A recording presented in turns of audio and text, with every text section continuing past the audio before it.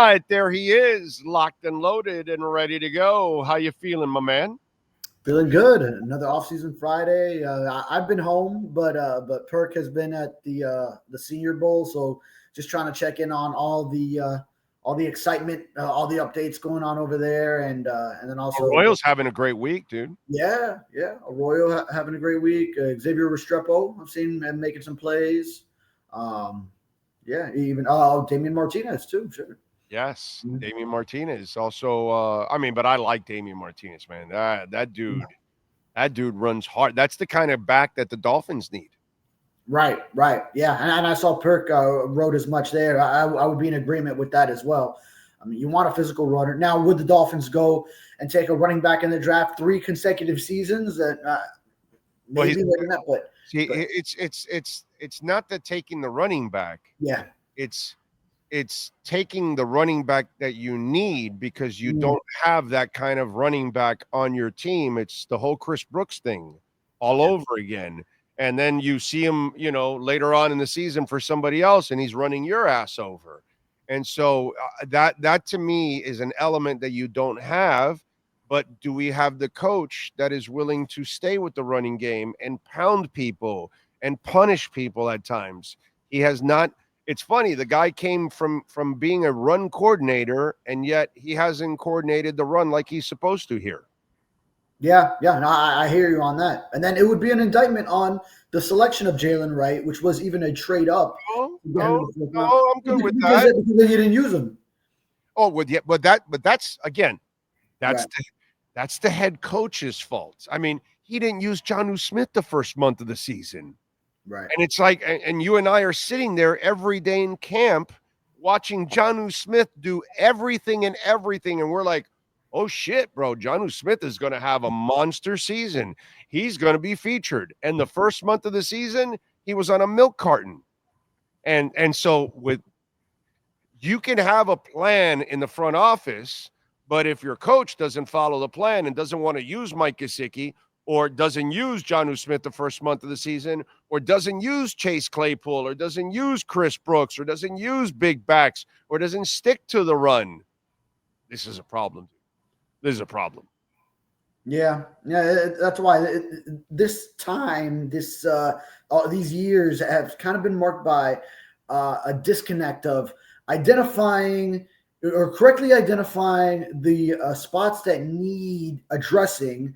Like, I mean, they go and make the move for whatever position, whatever role they need, but then maybe don't utilize it the way they need to until a given point in time, until it's sort of exposed a little bit. So, I agree with you. There has been some instances like, I mean, the Chase Claypool one stands out. Like, okay, well, they need a big receiver. They make the mid-season edition of a big receiver, and then it's like, all right, there's this Chase Claypool package that we keep hearing about, but we never see.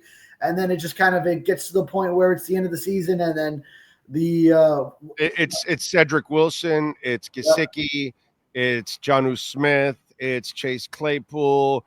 Jonnu Smith. Yeah, Azukama has had injuries, but then once he's healthy, you still don't really get him involved. So, and then in the offseason, it's let's go get OBJ. There's this love affair with midgets. I don't understand it. There's this love affair with midget running backs. I don't understand it. And so this is where you've got to get bigger and more physical in this league. Bigger at back, bigger at wide receiver, and definitely bigger and tougher at guard.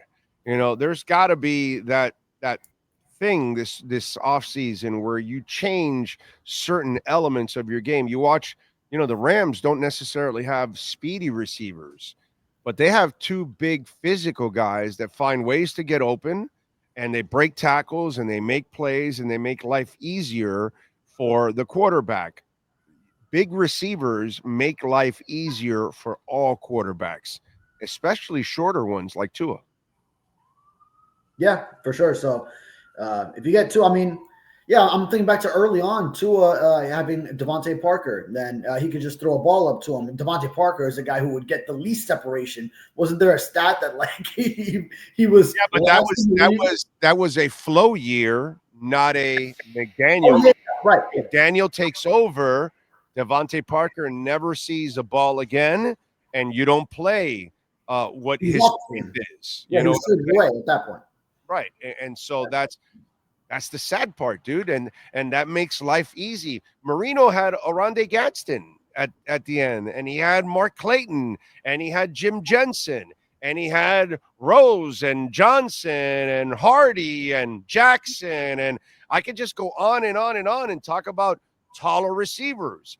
Mark Clayton wasn't a tall receiver, but dude, he could dunk. He could fly up in the air. You know what I'm saying? Jimmy Cephalo was a tall receiver. You know, he had guys that had a little bit more range all throughout his career.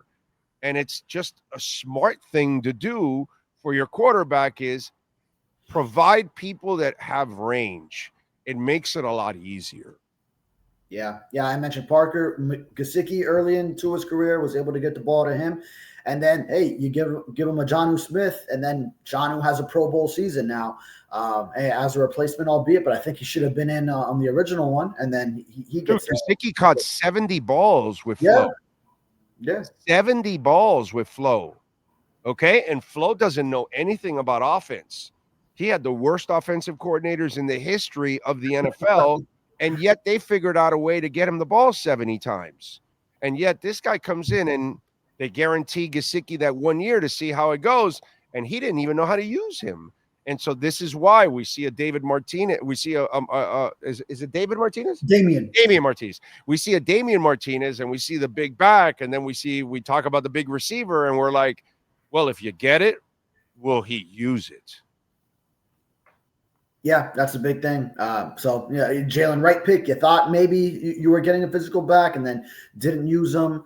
No, I mean, Raheem Mostert has provided in the past some kind of physicality, even though he's not a bigger back and he's more known for his speed. But at his size, he can run physically. But, as he's not a guy that's going to hammer it. You don't want to use him that way because that's not his game. Can he be forceful at times? Yeah, he can. I've seen it, but that's really not the game that Jeff Wilson, another one. Yeah, it's not the game you Jeff want. Wilson, another one. Who, when they traded for him, then they used him plenty that second half of the 22 season. Him and Mostert were the combination, but then last 2 years, really not really seeing him much. And then, hey, the one time that he did have a chance late in that Cowboys game, he got the key first down on a third down conversion that let them run out the clock for the game-winning field goal. So, David, how do we know things are going to change? That's the thing. It's like this is year 4, and it didn't change through the first 3 years. How do Dolphins? Because you and I know they're not going to get any better. They're not going to have any success in the playoffs if they don't get more physical, if they can't necessarily run the ball, and certainly I think they definitely need to add a couple of elements to their offense, whether it's the bigger back or the bigger receiver too at the same time. Yeah, I think it's going to take a really, whatever you want to call it, either a coming to Jesus moment from Mike McDaniel or just the pressure being put on him that now it's real. This is make or break for both Mike and Chris Grier, is what we're assuming going into the 2025 season. And it's really going to take that. All right, you either have to fix the deficiencies in how the operation is going, or it's going to be move on to someone else. So I think the previous 2 years, Mike has been afforded the opportunity to say, well, hey, my way is working. We've made the playoffs the past 2 seasons and even got in there despite Tua missing these 5.5 games in 22 and then half the defense missing in 23. And then you could always line up these excuses or reasons as to why you couldn't win the playoff game. You'd always get in.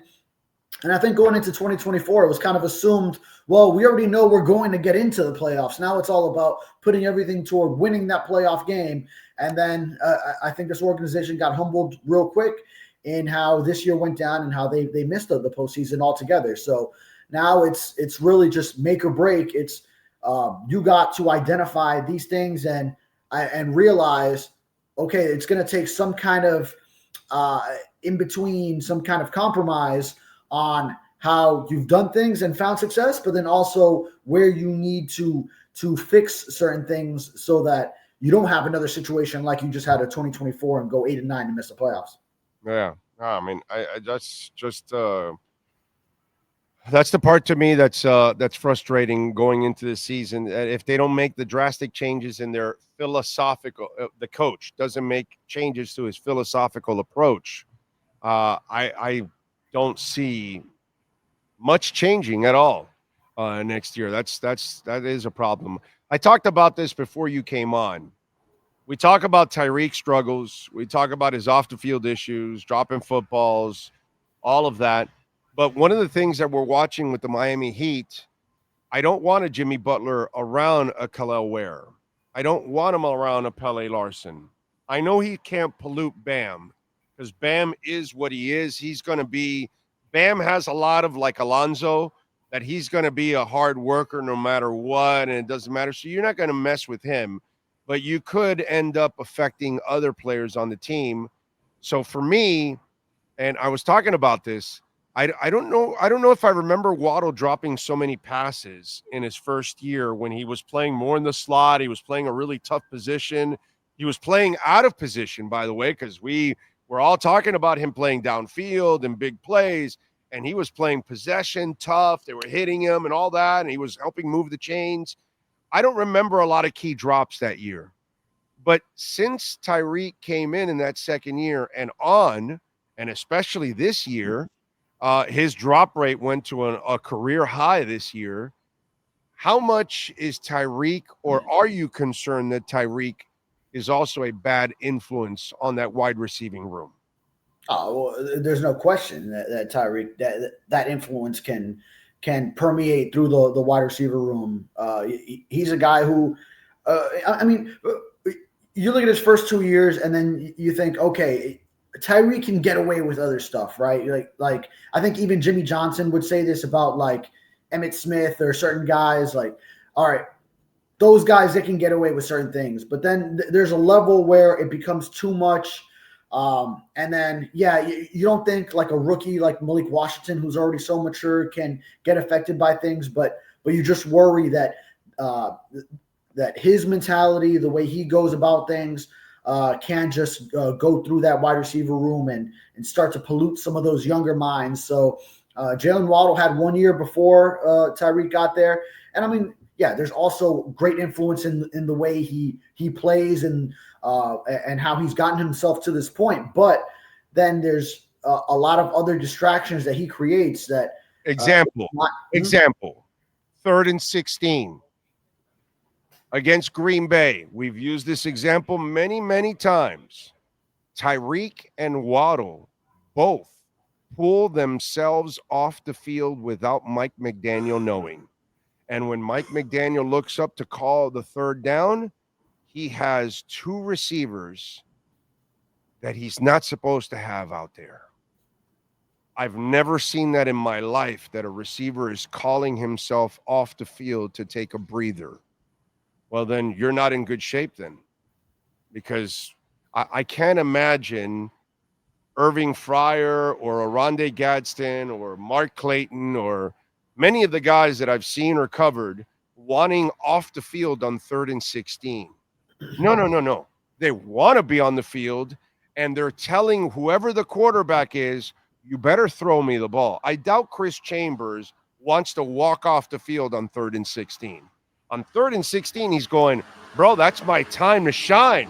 Throw it downfield. I'll sky for it, because that was his thing. You know, he played big in the air. So I'm just, there's an influence right there. Both guys decided to walk off the field on their own on 3rd and 16. Think about that. They both walked off the field on their own. Yeah. And so where did Jalen Waddle learn that from?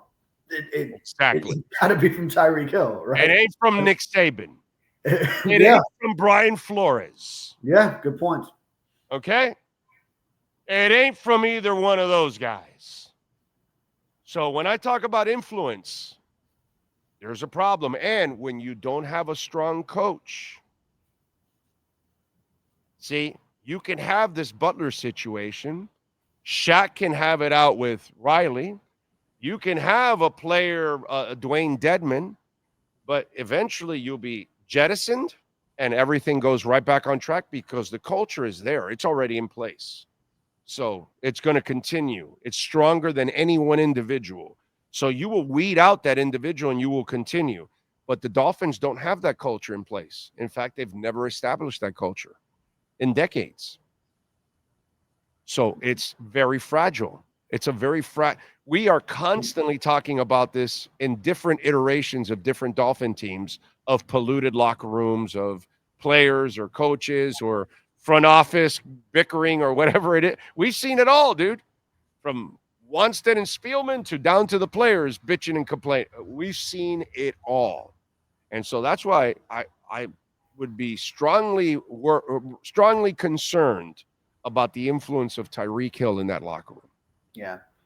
Two things. First, I wonder not only about the influence of Tyreek Hill, but specifically last season, Odell Beckham Jr.'s influence, him coming in and probably Jalen Waddle looking at him, and maybe there was some occasions of preferential treatment because of how accomplished he is, and and the veteran that he is, and he even went up in front of the media and said, "Hey, I don't have to be here." So then, was there did he receive some of that from the coaching staff too? And then Jalen Waddle was looking like, man, sure, he might have done a lot in his career, but he hasn't done anything for this organization. And then you're giving him, preferential treatment compared to me.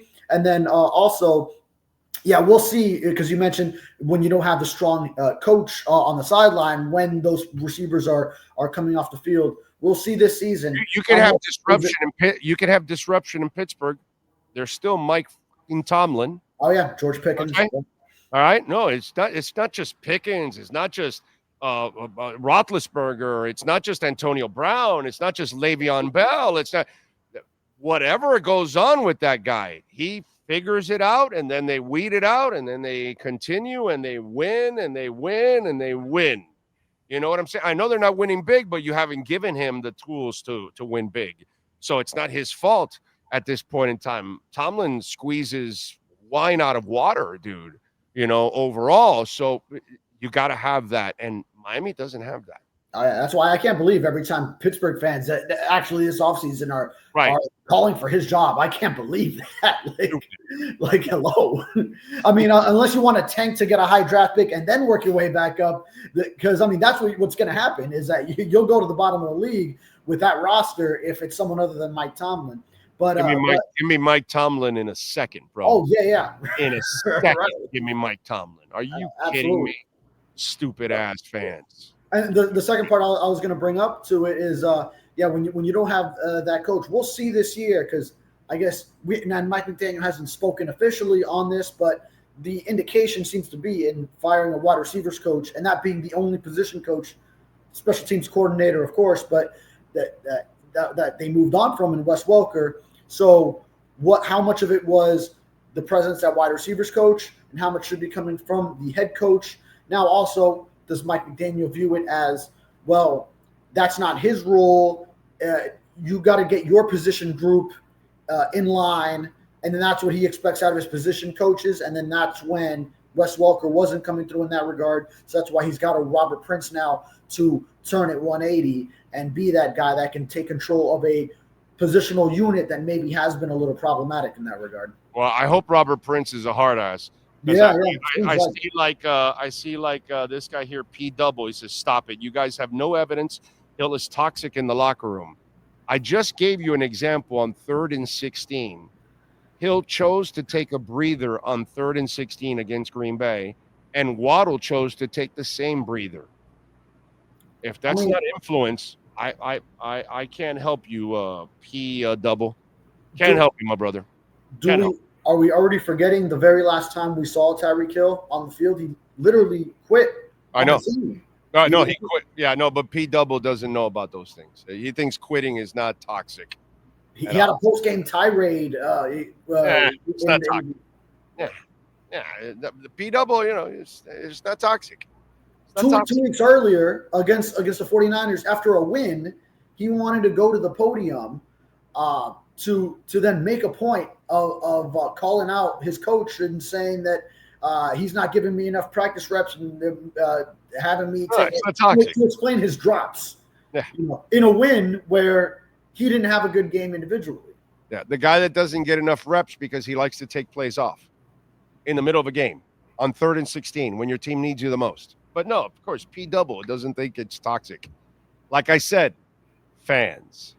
I know it's not most, some of you out there, but there's a lot of you like P-double. There's a lot of you, bro. You're not very bright. You just don't really get it. But anyway, what do you got going on the Sentinel so folks can check you out, young man? Yeah, this was just a laid-back week for me with Perk doing the heavy lifting in Mobile, Alabama for the Senior Bowl. But, I was following up on just staying on call for any news. So, obviously, new special teams coordinator. I think that was after we spoke on Tuesday. So, Craig Ackerman covered that. And just ready for whichever way the Weaver news goes. It looks like it's probably going to be Kellen Moore in New Orleans. So in that case, it would be Weaver staying. So that would provide some continuity on the Dolphins defensive staff. And I like it. Good. Yeah, Good. right. So yeah. Plus, you'll need Weaver about 3/4 of the way of the season to become the interim head coach. Anyway, so that's kind of you need that. So that Weaver will get his shot as a head coach. He just doesn't realize that it'll be in the middle of the season. He just doesn't know yet. But I would tell Mr. Weaver, hey, prepare. You will be a head coach in 2025, my brother. Don't worry about it. It's going to happen. It's going to happen. I've seen the writing on the wall already. Anyway. Oh, man. You're too much, Big O. I don't have a lot of hope for this season, my brother. I really don't.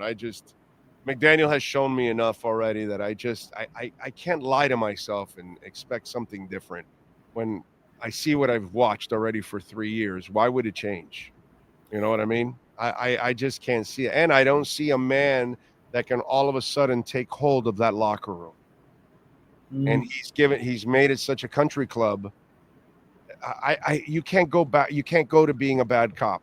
And that's why I'm hoping the Prince guy is a hard ass, because you can't. But if you get another coach that comes in and says, hey, I don't know you guys. This is how I do things. And he's a ball buster, that's it. So we'll see. Like I told a couple of people in the building, you need a Jerry Sullivan type at wide receivers coach. If you get one, maybe you got a shot at getting the best out of these guys. Jerry Sullivan was a hard ass and a damn good wide receivers coach. And his receivers usually were damn professional, running great routes, catching the ball consistently. We had him here for a while. I'm a big fan of his. And that's the kind of coach you need here. He's too old to be here. He's like a consultant, I think, somewhere with his son. I forgot where he's at, but LSU, it was LSU. I hope this guy, do you know anything about this guy? Is he really a hard ass? I don't. So, yeah, but that's the point. To your point is, if it's not what Mike McDaniel is, then it's got to be what he delegates to members of the coaching staff who are. So, maybe there's some hope in that regard. And then I know you have no hope for 2025 season. Oh. There will be 6 months of everyone forgetting the atrocities that were the 2024 season, and then there will be a bunch of excitement built up. You know what's screwed up? You know how it goes. I think they're going to have a terrific offseason, but I don't think they have the chef in the kitchen. That's my problem. Okay. You should have won 3, 4, 5 more games this year. If you had the right coach, you easily should have won 3, 4, 5 more games. Yeah. Or if they made the right backup quarterback decisions. The right coach does all of that, dude. The right head coach has his team better prepared, even at backup quarterback or everything else, and he would have won 3, 4, 5 more games. It wasn't necessarily that the talent was an 8-win team. No, the talent should have won more. It's the coaching staff that did not maximize the talent. And that's what we have to say, dude. I mean, that's what's gone on every year under Mike McDaniel. He has not maximized. Even the last year of Flo, he did not maximize his roster either. 4 straight years, this roster has not been maximized by their coaches. That's just me, but that's the way I look at it. Yeah. what everyone will remember is how the offense was still that possibly the most complicated offense in the league when Tyler Huntley hasn't even been in the building 2 weeks. And then, I mean, imagine if you or I, we wouldn't be put in a position to succeed if you or I, within 2 weeks, were expected to go know the entire Dolphins offense with the, just joining the team and having to learn it all, get quizzed on all of it in 2 weeks. I just got hired by CNBC. Right from here, CNBC just hired me. Says, hey, listen, we got to put you in a pinch at the 5 o'clock newscast. We need you to run it for the next hour, throwing it to everybody. And I'm like, yo, bro, I've never done this. Like, it's going to be a disaster. So yeah, okay, I'll go do it, but it's going to be a disaster, and that's kind of what we're talking about. I mean, yeah, I don't know. In the words of Tyreek Hill, you would be raw dogging it. Yes, basically. Basically. All right, follow him on Twitter at David Furones _. And, of course, subscribe to the South Florida Sun Sentinel and support him in every single way. David, as always, thank you, my brother. Have a fantastic weekend. We'll catch up on Tuesday. Likewise, Big O. Have a good weekend. You got it. There you go. Thank you, sir. Bankruptcy, homeowner property damage, condo damage, criminal defense. I hope you don't deal with criminal defense. Business owner claims, commercial litigation, personal injury. This can happen to any of us. Justin Tucker, well, if you need some help there, you can also call Welt Rheaume. But listen, most of us, we're not into the Tucker situation, but bankruptcy could happen to any of us, especially with the credit card issues that we're having in this country. All-time high. Americans have their credit cards rung up at all-time highs. And what is happening? A lot of people, unfortunately, are going through some really rough times, and they're filing for bankruptcy.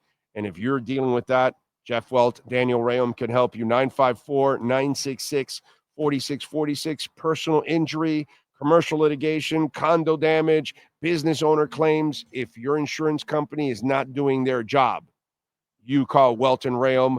They'll get it done for you. Consultation's completely free, so you can find out if you have a case. And if you do, you move forward. If you don't, then you got the information. That's what you need. Get the information. Call them. Save it on your cell phone. 954-966-4646.